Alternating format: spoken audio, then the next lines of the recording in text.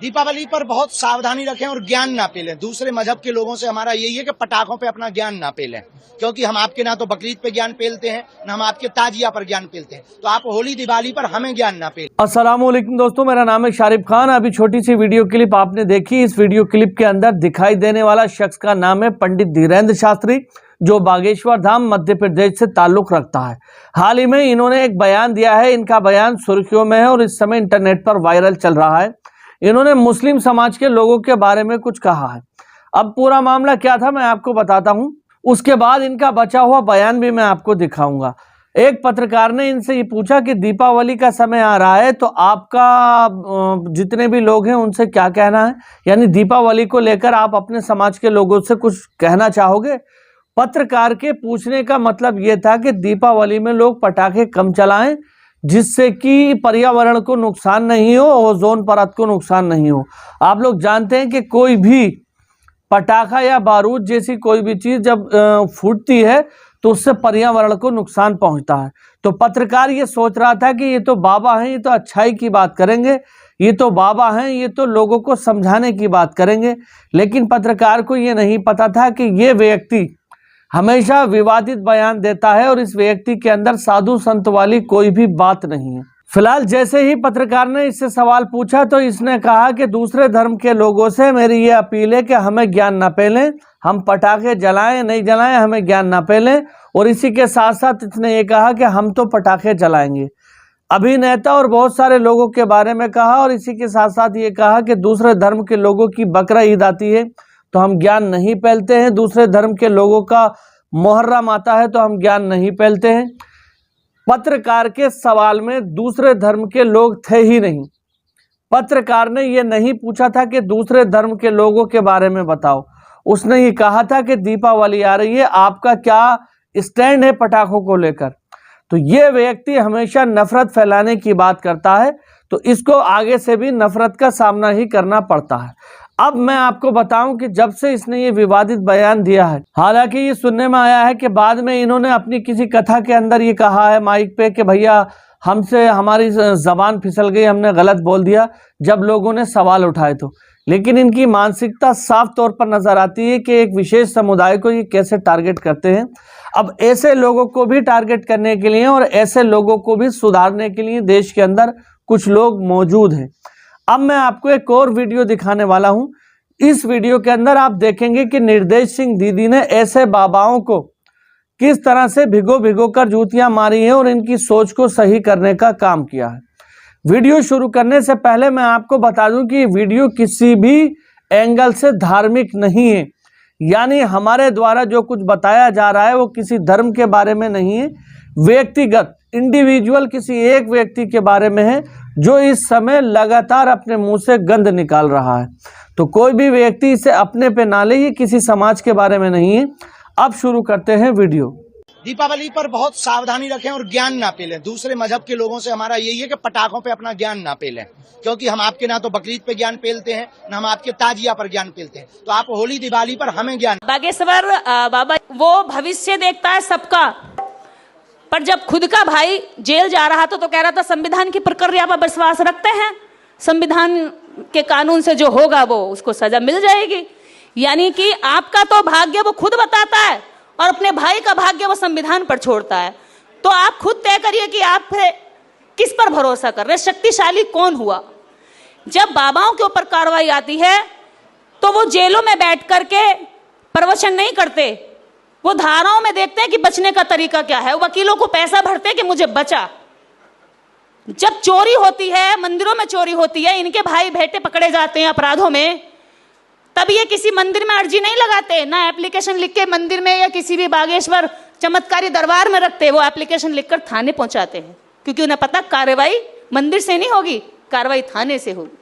Arresting मंदिर से नहीं होगी, अरेस्टिंग थाने से होगी। गुणगान तो करेंगे अपने बाप का, लेकिन जब न्याय चाहिए तो जाएंगे हमारे बाप के संविधान तहत। क्यों भाई, तुम्हें अपने बाप पे भरोसा नहीं है? आजकल वो अपने नाम के पीछे जो लगा हुआ है टाइटल, उस टाइटल पर घमंड करते हैं। इसीलिए वो आपसे भी पूछते हैं क्या नाम है, आपने नाम बता दिया फिर भी चैन नहीं पड़ेगा तो पूछेंगे सरनेम क्या है, सरनेम सरनेम, क्योंकि बेचैनी है ना, तब तक चैन नहीं, सेटिस्फाइड नहीं होता भारत का व्यक्ति। पूछेगा वो, मैं अभी भारत का ही नहीं, नेपाल का भी, मैं भी नेपाल से आ रही हूँ, काठमांडू से, वहां जाति व्यवस्था वैसा ही है, मनुस्मृति से चलता है नेपाल भी। आज राजा से उन्होंने आजादी ले ली, लेकिन जाति व्यवस्था बिल्कुल वैसी है, छुआछूत बिल्कुल वैसी जैसे यहाँ है। उसी विषय पे मैं वहां कार्यक्रम करके आ रही हूँ अभी। तो तब पूछेंगे तुम्हारा सरनेम क्या है। अगर सरनेम पता चल जाएगा तो फिर तय करेंगे कि आपसे कितना व्यवहार करना है, कहां तक आपसे बात रखनी है, कितने सीक्रेट बताने, कितने इसके पूछने, कितने संबंध रखने, कितना जूठा खाना, कितना नहीं खाना है।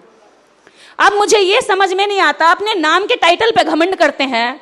अरे नाम तो कोई किसी को भी दे सकता है। तुमने जन्म से कोई खास योग्यता पाई हो तो हमें बताइए कि तुम ऊपर हो। तुम पैदा वहीं से हुए, तुम 9 महीना वहीं रहे जहां हम रह कर आए, तुम्हारे रगों में वही खून दौड़ता है जो हमारे है जिस कलर का, तुम्हारे शरीर पर वही चमड़ी है जैसी हमारी है, तो तुम हमसे ऊंचे कैसे हो गए? अगर वो ऊंचा होने का और श्रेष्ठता का घमंड भरते हैं तो उनसे जरूर पूछना कि केवल एक थप्पा दिखा दे अपने शरीर के ऊपर जो तुझे जन्म के समय मिला हो और जो हमारे नहीं रहा हो।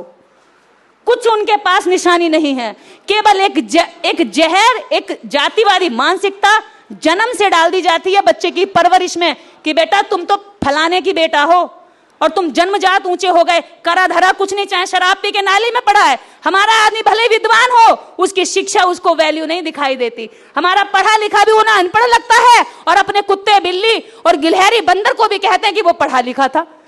हमारा विद्वान भी उन्हें कुपड़ दिखाई देता है, अज्ञानी दिखाई देता है, और अपने घूमते हैं सड़कों पर जिन्होंने कभी स्कूल में जाके काखा गागा नहीं पढ़ा, उनको कहते हैं कि वो विद्वान है, उनके आगे नमन करते हैं वो। तो हम कितना भी अच्छा कर लें, उनकी नजरों में कभी अच्छे नहीं हो सकते। बाबा साहब डॉक्टर अंबेडकर आज तक उनकी नजर में पंडित नहीं हुए और उनका अनपढ़ फेल भी आज तक पंडित ही रहता है। ओबीसी बहुत ईगो में रहता है कि मैं तो हिंदू राष्ट्र बनाऊंगा, लेकिन जब उससे पूछ लो कि हिंदू राष्ट्र में तुम्हारी जगह कहाँ रहेगी, तो वो कहता है कि मैं तो यदुवंशी हूं, पलटी मार जाता है। फिर उससे कहो कि भाई यदुवंशियों की जगह कहाँ रहेगी, कि हम तो कृष्ण जी के वंशज हैं।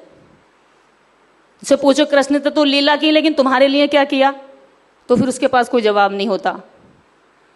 तो इस तरह से लोगों को तैयार किया गया, और खासकर ओबीसी। हमारे पश्चिम में 3 जातियां हैं, जाट, गुजर, यादव। हम तीनों जातियां एससी समाज को केकड़े की तरह कुचलते हैं, अपने पंजों में उनको जकड़ करके ताकत दिखाते हैं और कहते हैं कि हम बाहुबली है। लेकिन जैसे ही बात आती है खुद के न्याय की, खुद के अधिकार मांगने की, तो सामने वाले को देख करके कांप जाते हैं, डर जाते हैं। हम ओबीसी ये क्यों नहीं समझते कि जिसने छीना है पहले उससे लें। मैं ये उन ओबीसी को कह रही हूं जो सुनेंगे यहां से, उनके घमंड के आगे हमारे प्रयास बड़े छोटे से लगते हैं, क्योंकि वो बड़े विकराल तरीके से हिंदुत्व का झंडा लेकर घूम रहे हैं। और उसमें हमारा युवा जो है इस कदर भाग रहा है, कभी शंकर कभी हनुमान एकदम शांत तस्वीरों में हुआ करते थे, आज खूंखार होते। ऐसे तस्वीरें देखते हैं आप उनकी कि बच्चा डरे, यानी वो जनता को डराना चाहते हैं और वो उन्हीं को अपना आइडल मानते हुए उनका झंडा लेकर घूम रहे हैं। जिस संविधान ने उन्हें सुरक्षा दी, सम्मान दिया, आज उसको बारीकी से डैमेज किया जा रहा है। उसमें संशोधन की बात लगातार चल रही है और किए भी जा रहे हैं, उसकी समीक्षा की बात चल रही है। लेकिन प्रोफेसर लक्ष्मण यादव जैसे लोगों ने, संख्या में आज काफी हैं, कई हैं, उनकी चूल्हे हिला के रख दी हैं। जो मोहन भागवत जी कहते थे संविधान की समीक्षा होनी चाहिए, आज जागरूक साथियों की हिम्मत और हौसले और काम का यह परिणाम है कि मोहन भागवत जी कहते हैं कि हिंदू धर्म ग्रंथों की भी समीक्षा होनी चाहिए। उसमें गालियां गलत लिखी गई हैं, ये जागरूकता का परिणाम है। तो यहां से यही बात मैं कहना चाहती हूं, जब एक प्रोफेसर लक्ष्मण यादव जी की आवाज से, और उन जैसे 2-4 ही सिर्फ ऐसे हैं जो अभी इतने तार्किक पूर्ण तरीके से बात रख रहे हैं, अगर ये 1000 हो जाएं तो देश में काया पलट हो जाएगा। वैचारिक आंदोलन एक जमीन तक पहुंच जाएगा। पानी दे दो, बड़ा की बोतल। हम उनका विरोध करते हैं, हमारे लोगों को भी हम दोष देते हैं। अभी यहां पर भी बहुत सारे लोग बैठे हैं, घर जाकर देखना, पुरुष यहां पर लोकतंत्र बचाने का मुहिम चला रहे हैं और महिलाएं व बाबा के यहां हर नाम जप नाम कर रही हो। क्या पता, देख लेना घर जाकर, ऐसा भी हो सकता है। कह रही हूं, ऐसा नहीं है सभी के साथ। आपकी ही पत्नियां हो सकता है उधर हो और पति इधर हो, पत्नियां उधर हो पति इधर हो। वो वहां कह रही हैं, वो कह रहा होगा, वहां से नारा दे रहा होगा हिंदू राष्ट्र बनाएंगे, और पत्नियां ताली बजा रही होंगी, वाह बाबा जी बहुत बढ़िया बात कही, हाँ बनाएंगे। इधर नारा दे रहे हैं कि हम लोकतंत्र बचाएंगे, तो इधर से आवाज आ रही है बिल्कुल हम लोकतंत्र बचाएंगे। एक ही घर में इतना तनाव बॉर्डर पर नहीं है हिंदुस्तान पाकिस्तान के, चाइना और इंडिया के बॉर्डर पर नहीं है इतना तनाव। ये वैचारिक तनाव क्यों है? क्योंकि कहीं ना कहीं हमने वैचारिक काम को पीछे छोड़ दिया। जयंती मनाना सिर्फ एक दिन का काम नहीं है। जिस दिन हम जब भी उठते हैं, सोते हैं, सम्मान का जीवन जीते हैं, हमारे जीवन के सुबह से लेकर शाम तक की सुरक्षा में, जीवन में बाबा साहब डॉक्टर अंबेडकर का जन्म जब से हुआ है और उनका संघर्ष जो हुआ है वो हमारे जीवन में सम्मिलित है। हमें जयंतियां मनाकर सो जाना नहीं है, 365 दिन हमें उन विचारों पर काम करना है। वो गांव-गांव तक जाकर काम कर सकते हैं, लेकिन हम हॉल में बात करते हैं और हॉल से बाहर निकल करके बेहाल हो जाते हैं, उसी में रम जाते हैं जहां से हम लौट कर आते। हमारा विचार सिर्फ 4 दीवारों के अंदर दम तोड़कर यहीं छूट जाता है, और ये नहीं होना चाहिए, क्योंकि विचार खुशबू से ज्यादा तेज फैलता है अगर उसको हम आगे पहुंचाएं तो। फूल की खुशबू केवल उस दिशा में जाती है जिधर हवा चलती है, लेकिन विचार की खुशबू हर उस दिशा में जाती है जहां जहां व्यक्ति पहुंचता है। हमें हमारे विचार को लोगों तक पहुंचाना है, उस विचार को जिस विचार के लिए हमारे महापुरुषों ने कुर्बानियां की और त्याग दिया। उन्होंने अपने जीवन में इस देश के लिए पूरा जीवन लड़ा, स्त्री अधिकारों की लड़ाई लड़ी। अगर आज स्त्रियां सम्मान का जीवन जी रही हैं तो ये आपको बताना पड़ेगा कि किसी भी लीला के कारण नहीं, किसी की रामलीला के कारण नहीं, बाबा साहब डॉक्टर अंबेडकर के हिंदू कोड बिल और भारतीय संविधान में समानता के अधिकार और अवसर की वजह से आज महिलाओं के साथ जितना भी हम बात करें तो उन्हें पूरे साल भर के त्योहार पता होता है, व्रत पता होता है, सारी पूजा पद्धति पता होती है, लेकिन अगर उनसे अधिकारों की बात कर ले कि आपको ये अधिकार कहां से मिले तो उन्हें कुछ पता नहीं होता है। उनको बताया नहीं गया, दोष उनका भी नहीं है। हमें नहीं पता था तब हमें भी लगता था कि सब ऊपर से चल रहा है, कोई है शक्तिशाली जिसने हमें सब कुछ दिया है। हमें जो मिला है ये एक दिन में नहीं मिला, इसके पीछे हजारों वर्षों का संघर्ष है महापुरुषों का। और सुधरते सुधरते यहां तक हम आज पहुंचे हैं कि आज अपनी बात रख पा रहे हैं। पुरुषों के बीच में महिलाएं खड़ी होकर अपनी बात कह रही है। प्रोफेसर लक्ष्मण यादव जी ने एक बात और कही कि जब मंच लग रहा है तो हमें अन्य जातियों के लोगों को भी यहां बिठाना है और महिलाओं को भी यहां बिठाना, तब ये बाबा साहब अंबेडकर का नाम लेना सही है, अन्यथा हम बाबा साहब अंबेडकर के अगेंस्ट काम कर रहे हैं। जो doctor Ambedkar Hindu code bill के लिए कानून मंत्री पद से इस्तीफा देते हैं, आज डॉक्टर अंबेडकर के अनुयायी केवल 2 घंटे के कार्यक्रम में एक कुर्सी पर महिलाओं को जगह नहीं देते, चिपक जाते हैं जैसे यही रहना जिंदगी भर। कैसे अंबेडकर बात आगे बढ़ेगा? हमें वो जो उन्होंने हमें घमंड डाला है पुरुषवाद का, वो एकदम थोता है, बेकार है। बाबा साहब अंबेडकर का जो महिलाओं के प्रति विचार है वो सटीक है, वो सही है, सत्य है, शाश्वत है। हमें वो अपनाना पड़ेगा। हमारे बच्चों की जननी और पालन पोषक हमारी महिलाएं हैं। अगर उनके विचार में डॉक्टर अंबेडकर पहुंच गए तो हमें आने वाली पीढ़ी पे काम करना नहीं पड़ेगा, वो हमारे बच्चों को खुद अंबेडकर, फूले और ज्योतिबा बना देंगे। हम इधर उधर काम ना करके हम महिलाओं पे काम कर दें तो मुझे लगता है आने वाली कई पीढ़ियों का काम खुद ही मिल जाएगा। आज हम लोग आंदोलन कर रहे हैं, ये जातीय घृणा का आंदोलन छोड़ करके हम इससे ऊंचे और बड़े आंदोलन कर सकते हैं। हम सत्ता में भी जा सकते हैं। विशेषकर एससी के साथ ओबीसी का जो ये गठबंधन अब हो रहा है, मैं ऐसा मानती हूं कि देश के अंदर बाबा साहब अंबेडकर के बाद ये सबसे सुंदर काल चल रहा है कि भले ही सत्ता पे हम लोग नहीं हैं, लेकिन वैचारिक मजबूती हमारी इस समय तेज हो रही है। उनकी लड़की, उनकी एंकर, उनकी टीवी की एंकरानी 1 किलो मेकअप लगाकर, बड़ी लाइटिंग और बड़ी सीट पर, बड़े अच्छे डेस्क पर बैठकर जब बोलती है, जहर उगलती है, तो उसको देखने वाले केवल 10,000 लोग हैं।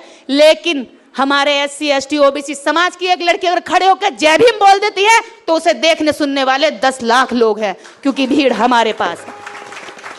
अपने समाज के बहुजन यूट्यूब चैनलों को सब्सक्राइब करो, उनको सपोर्ट करो, वही आपकी आवाज बनेंगे, वही आपके बेटा बेटियां आपके बीच में से निकल कर आपके काम कर रहे हैं। और इन बाकी जितने इडियट बॉक्स घरों में पड़े हुए हैं ना, जो दिन भर आपके दिमाग में डालते हैं मुसलमान ये, पाकिस्तानी ये, उनको और कुछ आता ही नहीं है, उनको बंद कर दो कि भाई बस बहुत हो गया। हमारे पास अपने खुद के टीवी चैनल हैं, खुद के हमारे पास मोबाइल है हर घर में, हर हाथ में, हम वो देखेंगे, हमें आपको देखने की कोई जरूरत नहीं। तो देखा दोस्तों, निर्देश सिंह दीदी ने इसको इसका जितना भी सिस्टम है वो दिखा दिया है। हालांकि आप लोग जानते हैं कि इसके कई सारे बयान आते हैं और आते ही रहते हैं।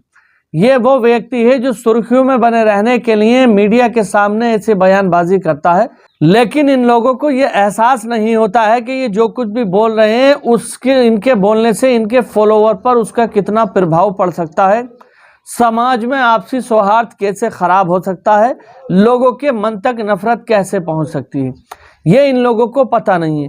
केवल कुछ लोगों को खुश करने के लिए इस तरह की बयानबाजी करते हैं और बाद में सॉरी बोलते हैं। हालांकि लोग जानते हैं कि इनकी सॉरी का कोई मतलब नहीं है, ये आगे फिर से ऐसी हरकत कर सकते हैं।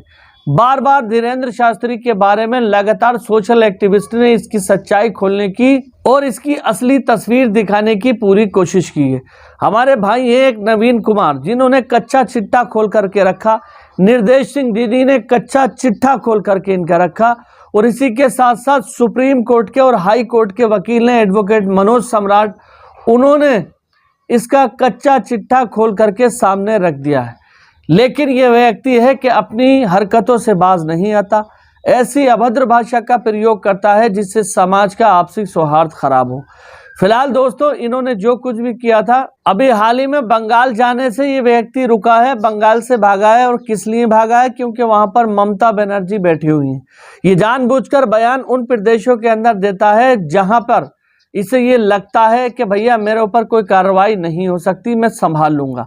ऐसे प्रदेश और ऐसी सरकार के अंदर ये नहीं देता बयान कि जहां पर इसको इसकी करनी और कथनी दोनों का आईना दिखाया जा सकता है।